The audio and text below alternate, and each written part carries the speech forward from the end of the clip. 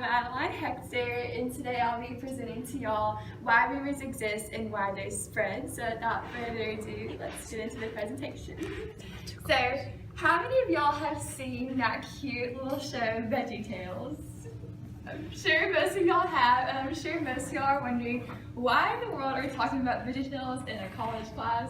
That's a good question, and it'll make sense later. So, growing up, VeggieTales was my favorite TV show and the highlight of my Sunday mornings. But one episode in particular has really stuck with me throughout my whole life.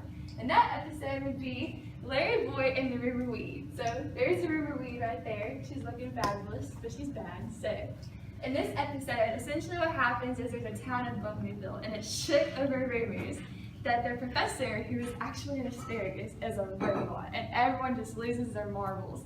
It's all in the billboard, it's all in the newspapers, and it's all spread by this little River Weed. She goes in people's ears and she's like, hey, have you heard? I'm sure most of y'all have seen it, but anyways, so Larry Boy comes in and saves the day. But in real life, we don't have Larry Boys who reassures that rumors aren't true, or rumors are false or true. But we do have these pesky rumor weeds.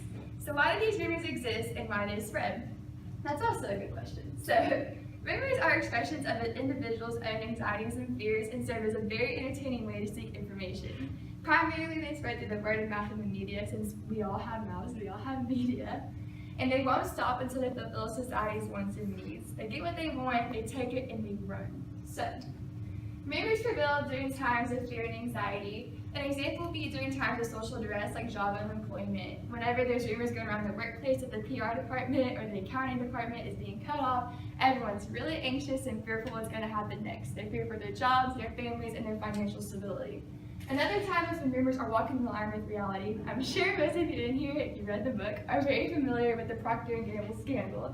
Y'all know that it was a satanic company and that everyone in the nation was eating their brownies in fear because they were scared that they were housing the devil. These rumors spread around throughout the Midwest and around the country, and everyone was, threatening to boycott the company. This just goes to show how damaging rumors are and their power that they have. Robert Knapp calls these rumors bogey rumors because they're derived from fears and anxieties. Because, like I said before, people are fearful what's going to happen next. They want to make sense of the world, which is what Gregory Rodriguez said. They want to know why this is happening and what they did to make this happen.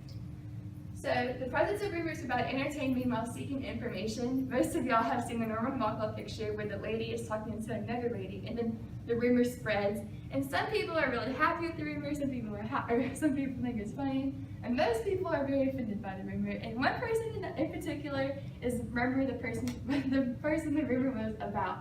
He finds out about it, and he is not very happy. And he actually confronts the lady, and she's like, oh, I don't know what you're talking about. But another example would be the rumor of Paul McCartney's death.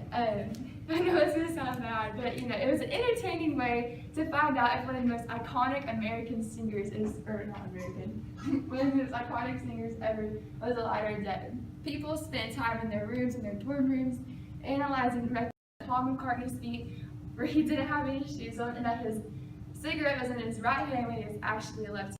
We all have mouths, I'm pretty sure, and I'm pretty sure most of us all have some form of social media, and we can all log on to our Instagram accounts, our Twitter accounts right now, and probably find a rumor somewhere that people are gossiping about on Kylie Jenner's comments on her Instagram picture. And just like in the Paul McCartney scandal, there wasn't any Instagram or Facebook back in the day. That'd be really cool, but there wasn't. There's newspapers and the radio. We can all go out to our cars right now and probably turn on the radio and listen to some boring talk show, talk about for 45 minutes about a Donald Trump rumor or something like that. So, like I said before, everyone has a mouth, and that's why rumors spread so quickly, is because we can change the story, make it different. It's kind of like the game of telephone, I'm sure most of y'all have played it, where there's always that one perverted kid who changes up the words to something not as what the rumor actually was, and that kind of shows how rumors spread extremely quickly. So, rumors will continue to spread as long as they're fulfilling society's wants and needs. So, I'm sure, I don't know if y'all keep up with politics, but back in the day, it was in the book too, there was a rumor going around that Obama was not actually from America. Well, he was. He had to print out his birth certificate. But these are called pipe dreams because people these rumors are expressed and gratified because like they want it to be true. So it's like everyone wanted this rumor to be true so that Obama would no longer be president. And at the time it seems a little harsh, but it's true, it happens. It kind of happens, you know, in high school whenever you hear about the girl who's always mean to you had did something really bad and you hope it's true because you have this awesome dirt on her, and so you spread it around the school.